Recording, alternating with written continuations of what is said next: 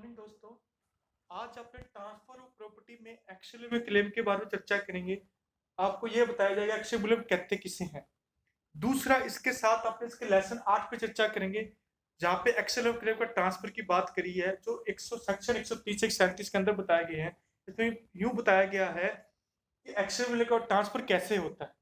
तो सबसे पहले हम एक्शनलेबल क्लेम कहते किसे हैं, तो ये है एक साधारण रूप में यह एक प्रकार का उधार, एक प्रकार का ऋण है जो बिना सिक्योरिटी के किसी व्यक्ति को दिया जाता है। जिस व्यक्ति को मैंने बिना सिक्योरिटी के ऋण दिया, यदि वह व्यक्ति मेरे को पैसे नहीं देगा तो मैं उसके खिलाफ कोर्ट में एक्शन लूंगा। यही एक्शनेबल क्लेम है। तो सेक्शन 3 में इसकी परिभाषा बताई है, जिसमें दो चीजें निकल के आते हैं। एक्शनेबल क्लेम कहते किसे हैं, इसमें अनसिक्योर्ड डेब्ट आते हैं और beneficial interest in movable property जो कब्जे में ना हो। तो सबसे पहले अनसिक्योर्ड डेब्ट एक्शनेबल क्लेम की श्रेणी में आते हैं। तो आपने को यह पता होना चाहिए सिक्योर्ड डेब्ट और अनसिक्योर्ड डेब्ट में क्या अंतर है। तो यह समझने के लिए आपने देखते हैं अनसिक्योर्ड डेब्ट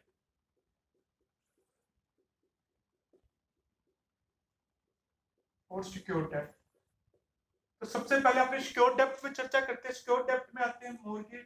मॉर्गेज रख के आपने किसी व्यक्ति को क्या दिया, ऋण दिया, गिरवी रख प्लेस करके किसी व्यक्ति को ऋण दिया, या फिर आपने लीज रख प्रॉपर्टी को लीज रख किसी व्यक्ति को ऋण दिया। ये सब के सब सिक्योर ऋण है। ये सिक्योर ऋण कैसे हुए कि किसी व्यक्ति ने अपनी बंधक संपत्ति रखकर मैंने उसको ऋण दिया। उसने अपनी बंधक संपत्ति रखी किसी व्यक्ति ने मेरे पास, और उसने मेरे से ऋण लिया, मैंने उसको दिया पैसे। यदि वो पैसे मेरे को नहीं देगा तो मैं उसकी मॉर्गेज रखी जो मेरे को बंधक रखी संपत्ति से वसूल कर लूंगा। ये सिक्योर ऋण है। इसी प्रकार किसी व्यक्ति ने अपनी मूवेबल प्रॉपर्टी मेरे को गिरवी रखी, और यदि मेरे को पैसे नहीं देगा तो मैं किसी गिरवी रखी संपत्ति से वसूल करूंगा। ये सब के सब क्या सिक्योर ऋण है। इसी प्रकार लीज में है। तो ये सब के सब क्या है, ये सब के सब क्या है, सिक्योर ऋण है। और ये एक्शनेबल क्लेम नहीं है। ये सिक्योर ऋण एक्शनेबल क्लेम की श्रेणी में नहीं आते। एक्शनेबल क्लेम की श्रेणी में अनसिक्योर्ड डेब्ट कहते हैं। अनसिक्योर्ड डेब्ट करते हैं जब आपने बिना सिक्योरिटी के किसी व्यक्ति को क्या दिया, ऋण दिया। मैंने किसी व्यक्ति को बिना सिक्योरिटी, कोई मेरा दोस्त था, वो मेरे से पैसे मांगने आया और मैंने उसको ऋण दे दिया, ना तो लिखित पढ़ की ना कोई सिक्योरिटी थी। यदि वो मेरे को पैसे नहीं देगा तो मैं इसके खिलाफ कोर्ट में एक्शन लूंगा। तो ये क्या है, अनसिक्योर्ड डेब्ट है। और अनसिक्योर्ड डेब्ट क्या है, ये सब के सब एक्शनेबल क्लेम होते हैं। सेक्शन 3 ये कहता है। दूसरी बात सेक्शन 3 के अंदर ये क्या रखा है, आपको beneficial interest in movable property जो उसके कब्जे में ना हो। तो ये क्या है, बेनिफिशियल इंटरेस्ट की बात करिए, कहते किसे हैं। इससे भी एक एग्जांपल समझ लेते हैं कैसे हुआ। ए बी सी थे, ये तीनों अच्छे दोस्त थे। इन्होंने क्या क्या पैसे कमाने के चक्कर में एक मुझबानी सह व्यवहार किया और एक क्या खरीदी, एक बस खरीदी। उस बस को टैक्सी के रूप में चलाया, ठीक है। इसके बाद ये सह व्यवहार क्या था, मुझबानी था। अब क्या हुआ, इस टैक्सी से इनको क्या हुआ, 60,000 का प्रॉफिट हुआ। अब क्या हुआ, आपस में बराबर बराबर शेयर था इनका, लेकिन ए और बी ने आपस में 33,000 रुपए बांट लिए और सी को कुछ भी नहीं दिया। अब सी क्या करेगा, ए और बी के खिलाफ कोर्ट में एक्शन लेगा। कोर्ट में एक्शन क्यों लेगा, क्योंकि ये क्या है, सी का, ये सी का क्लेम एक्शनेबल क्लेम है। एक्शनेबल क्लेम कैसे हुआ, ये सी का इस टैक्सी में क्या था, बेनिफिशियल इंटरेस्ट था। ये मूवेबल प्रॉपर्टी थी और जो से कब्जे में ना हो। सेक्शन 3 में क्या कहा है, बेनिफिशियल इंटरेस्ट मूवेबल प्रॉपर्टी जो से कब्जे में ना हो। ये सी का क्या था, एक्शनेबल क्लेम हुआ। तो एक्शनेबल क्लेम होने का ए और बी के खिलाफ कोर्ट में एक्शन लेगा। इसी प्रकार अपने पढ़ा एक्शनेबल क्लेम में सेक्शन 3 में बताया गया है अनसिक्योर्ड डेब्ट और beneficial interest in movable property जो से कब्जे में ना हो। ये क्या है, दिस इज एक्शनेबल क्लेम। अब हमने कुछ एग्जांपल ले लेते हैं जो एक्शनेबल क्लेम की श्रेणी में आते हैं। जैसे क्या हुआ, एलआईसी कराई। एलआईसी कराने के बाद आपने इसको बीमित राशि को प्राप्त करने का अधिकार क्या है, एक्शनेबल क्लेम है। जब साझेदारी भंग हो जाती है, उसके शेयर और लेखा प्राप्त करने का अधिकार है, वो एक्शनेबल क्लेम है। सुविधा के निष्पादन से प्राप्त लाभ क्या है, एक्शनेबल क्लेम है। बकाया किराए की वसूली क्या है, एक्शनेबल क्लेम है। और अनसिक्योर्ड डेब्ट क्या है, एक्शनेबल क्लेम है। ये सब के सब एक्शनेबल क्लेम है।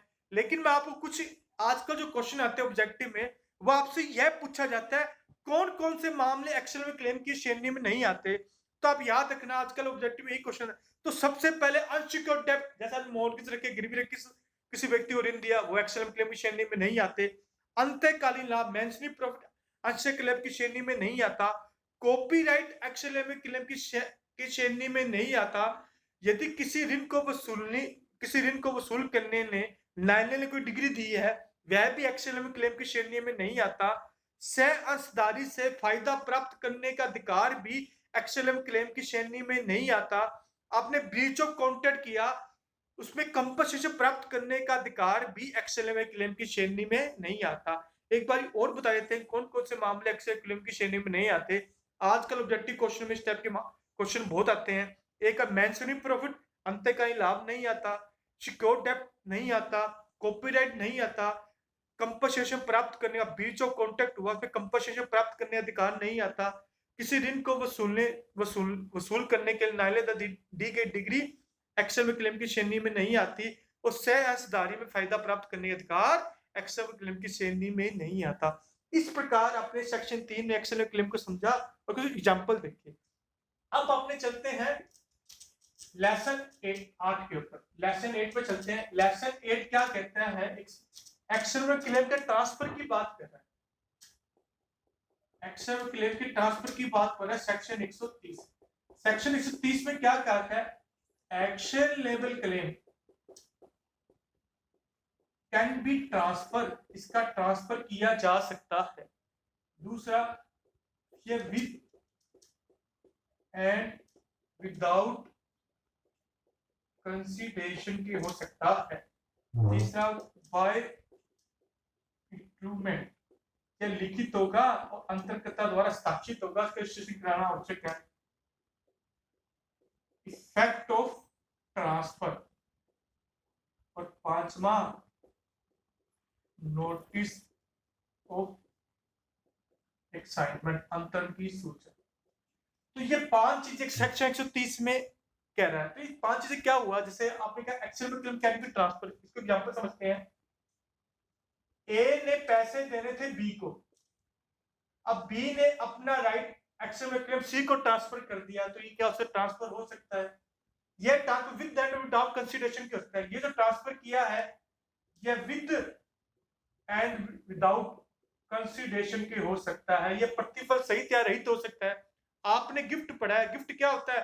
प्रतिफल रहित ट्रांसफर होता है। XLM claim with and without consideration की होता है। अब आगे इसमें तीसरी, बाय इंस्ट्रूमेंट, यह जो एक्सएलएम क्लेम जो ट्रांसफर किया गया है ये क्या होगा? लिखित होगा और बी द्वारा क्या होगा? हस्ताक्षरित होगा और उसका रजिस्ट्रेशन करवाना, इसको रजिस्ट्रेशन करवाना क्या है? आवश्यक है। एक बात ये। और चौथी बात क्या है? Effect of transfer. जैसे ही बी ने सी को ट्रांसफर किया, यह ट्रांसफर निष्पादन की तिथि से ही क्या हो जाता है? प्रभावित हो जाता है।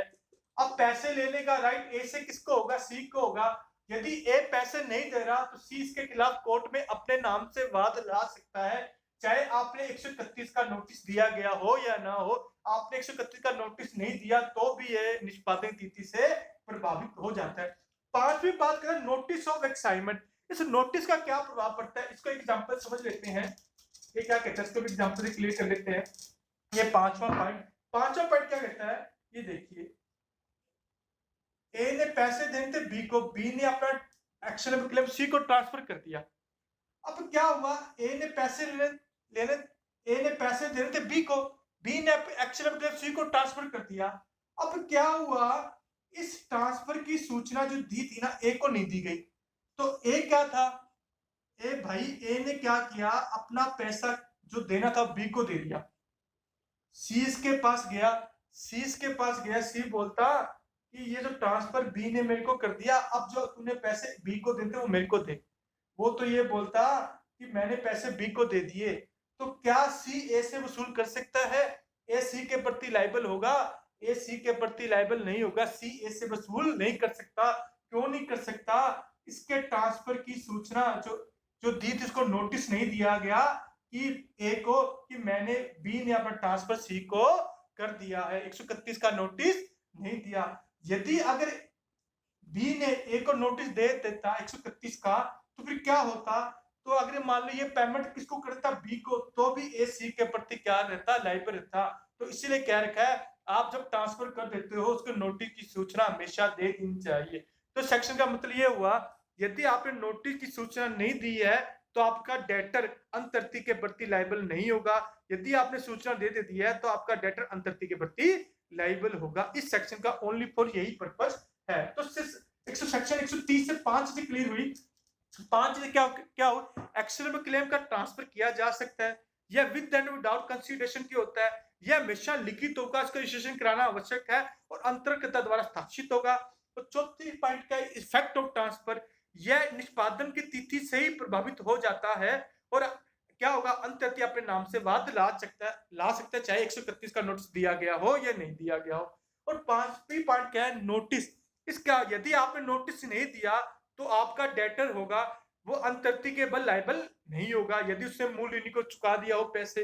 यदि आपने नोटिस दे दिया तो भाई आपका डेटर होगा अंतर्ती के प्रति लायबल होगा। इसका मतलब आपसे 31 का नोटिस हमेशा ही देना चाहिए। इसके अंदर दो अपवाद कारकें हैं 130 में। क्या है, इसमें समुद्री बीमा व अग्नि बीमा को शामिल नहीं किया गया है। इसमें समुद्री बीमा अग्नि बीमा को शामिल नहीं किया है, जबकि आपने एक्सेल में क्लेम की परिभाषा में एग्जाम्पल पढ़ा था, एलआईसी एक्सेल में क्लेम की श्रेणी में आता है उसे प्राप्त करने की राशि। लेकिन 130 में समुद्री बीमा अग्नि बीमा को शामिल नहीं किया गया। क्यों नहीं शामिल किया गया है, क्योंकि इनके खुदाब के स्पेशल लॉ हैं, ये वार्षिक वन होते हैं, इस कारण से समुद्री बीमा अग्नि बीमा को शामिल नहीं किया गया है। इस प्रकार आपका सेक्शन 130 कंप्लीट हुआ। अब अपने चलते हैं सेक्शन 131 पर। सेक्शन 131 क्या कहता है, notice in writing. Notice in writing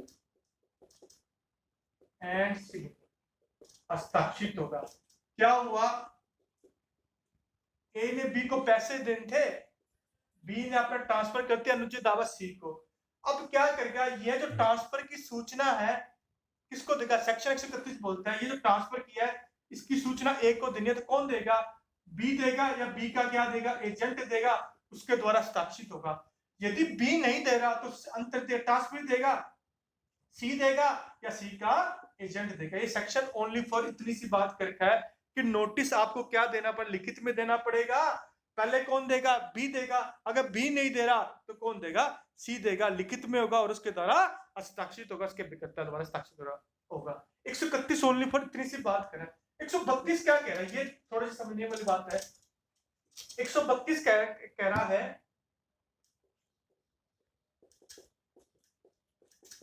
liability of transferring of actionable claim.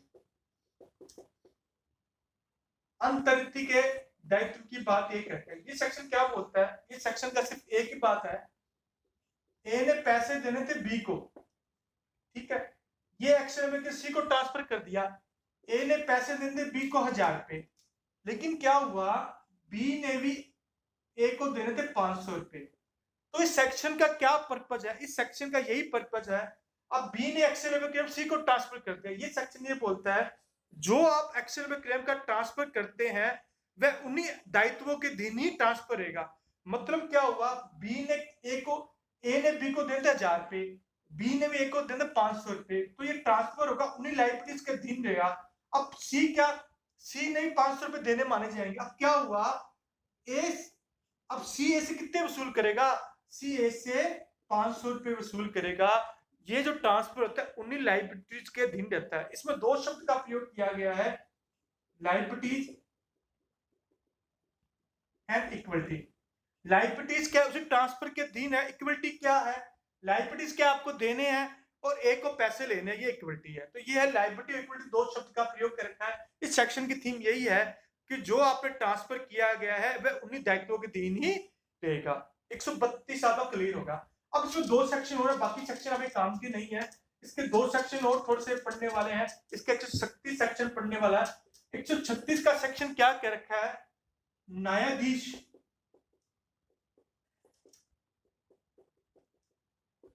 या विधि अधिकारी, न्यायाधीश और एक विधि अधिकारी और एक विधि व्यवसायी, जैसे वकील वगैरह शब्द आगे, ना तो ये क्या करेंगे, कोई भी अनुचित दावा क्रैक करेंगे, ना उसको अंश प्राप्त करने करार करेंगे।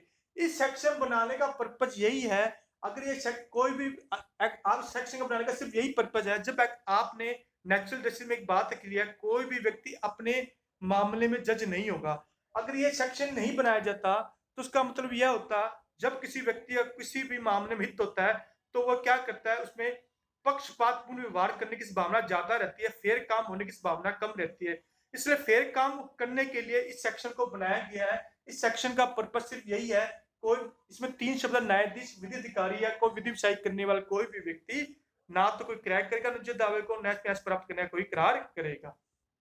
अब आगे 100 आपका 36 में क्लियर रहा। 137 ऑब्जेक्टिव क्वेश्चनों के अंदर इंपॉर्टेंट है। 137 में सिंपल सी बात यह कह रखी है कि इस अध्याय की कोई भी बात स्टॉक अंशों डिबेंचरों पर प्रभावी नहीं होगी, लागू नहीं होगी। अब आपने सेक्शन पूरे कंप्लीट कर दिए, आपने 131 पढ़ लिया, 131 में नोटिस पढ़ लिया, 132 में लाइब्रेरीज पढ़ लिया, 36 37 पढ़ लिया और सेक्शन 3 पढ़ लिया। अब आपको एक्सेल में क्लेम में कोई आपको टेंशन नहीं है। आपको ये ध्यान रखना है, एक्सेल क्लेम सेक्शन 3 में बताया गया, इसका ट्रांसफर 130 से 136 में बताया गया है। इस प्रकार मैंने आपको एक्सेल क्लेम पूरा करवा दिया। थैंक यू दोस्तों।